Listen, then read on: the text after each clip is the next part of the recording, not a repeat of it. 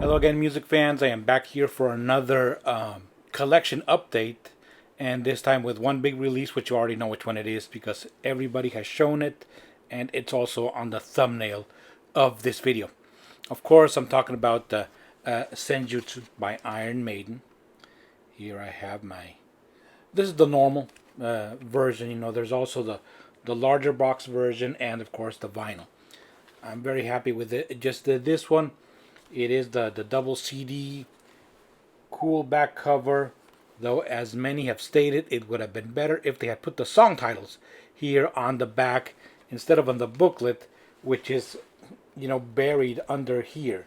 You have to take it out to see the song titles. But anyway, not gonna rant about that, even though I just did. Okay, so in general, I really like this album. I was very suspicious of all those reviews that came out the very day that this album came out. Because this is a very long album. It's got a lot of different passages within the songs. So I think it's an album that you have to listen to, then listen to again and again. Maybe 2 or 3 times, and then just put it aside, which is what I did. I put it aside for a few days, and then I came back to it. All right, because my initial impressions were like, okay, I like this, but a lot of this is kind of boring. And when I came back to it a second time, after letting it stew for a bit, I did change my mind a bit. I think those parts that I found boring do really work in some of the songs. Okay,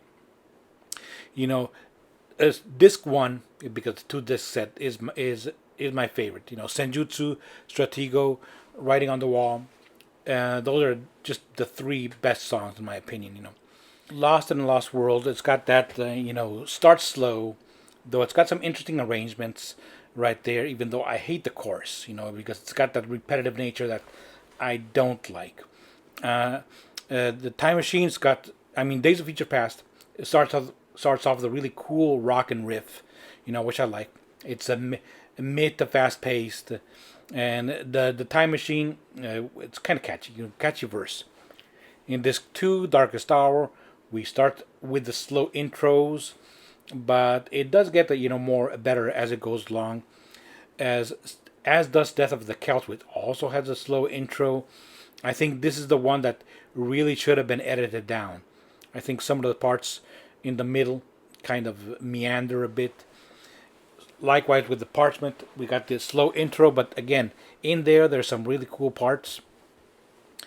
Finishing with the Hell on Earth, again with the slow intro, some cool passages, and some cool melodies. All right, so in general, I really like it. Where would I put it in the Maiden discography, the ranking? Obviously, I would put this one with all the latter day albums, kind of in the middle, not nearly as good as Brave New World, but not bad. All right, so I think this album is really going to grow on me, as it will on all of us, I believe, as time passes. Okay. Well, as I said, everybody and their brother has shown that album, but has anybody shown this album? Iron Maiden, Mexico Madness, FM broadcast from '92. All right. Of course, with a title like that, I had to buy it because I'm from Mexico. And this, as you may imagine, is kind of a bootleg here, even though it looks semi-official right here. I did buy this online from the same seller. It came in the same package as this one, as Senjutsu. Excuse me. Okay, and if you've ever wanted to hear Iron Maiden, completely raw, the sound, this is it. From that '92 tour, Be Quick or Be Dead, Number of the Beast, Wrathchild, The Clairvoyant, Heaven Can Wait. Great set list. Okay, Iron Maiden, Mexico Madness. You can tell it's kind of unofficial because it does not have the Iron Maiden logo. All right, and now for the third one. Here is kind of a gap filler into my collection. Dream Theater, A Change of Seasons, which of course has the track Change of Seasons, which of course is a multi-part track which is 23 minutes and 6 seconds long. All right. And you can hear a really cool version, live version of this in the Once in a Lifetime album. Plus that track, it also has some cover songs right here from, from Zeppelin, Purple, um, and a medley of a whole bunch of stuff. Including Kansas, Lynyrd Skynyrd. All right, so Dream Theater, A Change of Seasons, great album. And with this, I'm only missing the first album, which is When Dream and Day Unite, to have the entire Dream Theater studio discography. Okay, now for my last album, it's a digital purchase, which I will put over here, and that would be the American band Judicator. Okay, American power metal that is really really good. Okay, and I heard a few tracks. I was interested, and then I went to their Bandcamp page, and then I saw this band was from Tucson, Arizona, an American city that I absolutely love. I used to live there when I was a child, which is where I learned my English. Okay, and so it was really cool that they were from there. And I listened some more, and I really like it. The album is called, it is Let There Be Nothing. And as you can tell by the cover, it has an ancient Rome type of thematic. And this band is one of those bands, like many other power metal bands like Sabaton, which delve into historical themes. In this latest album, they do the ancient Rome bit, and they do it really, really well. Really catchy power metal. The vocals are great. They're a bit on the high end, but not too high. So, very interesting. Um, Great guitar passages. Cool cover, as you can see. All right.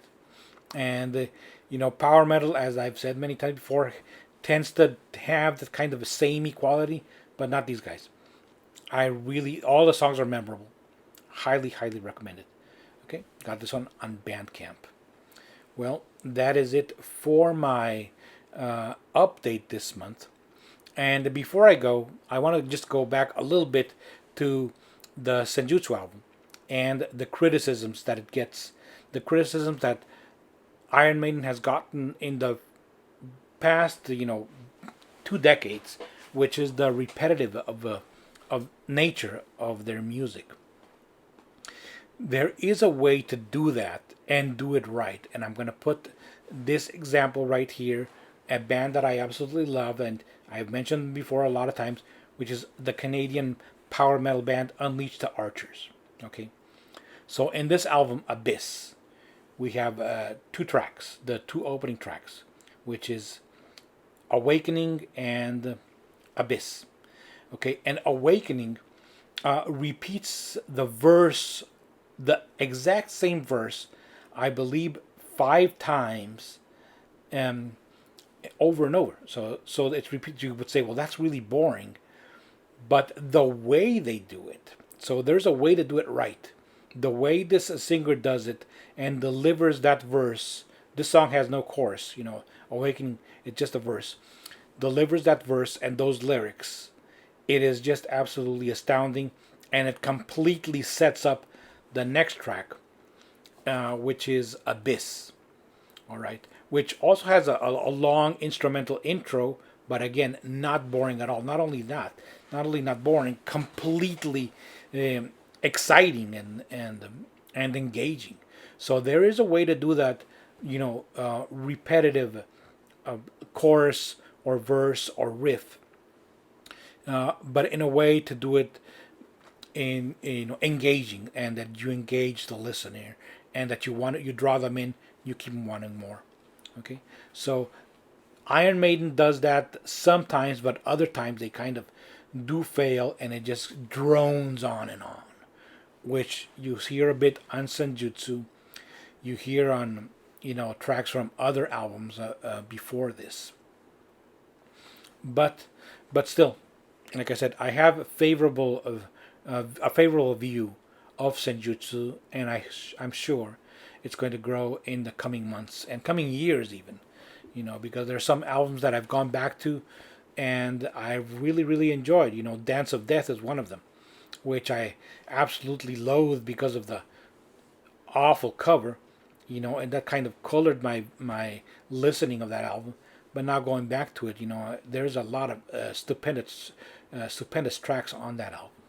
All right, well, enough of that rant. Thank you very much for watching, and keep rocking.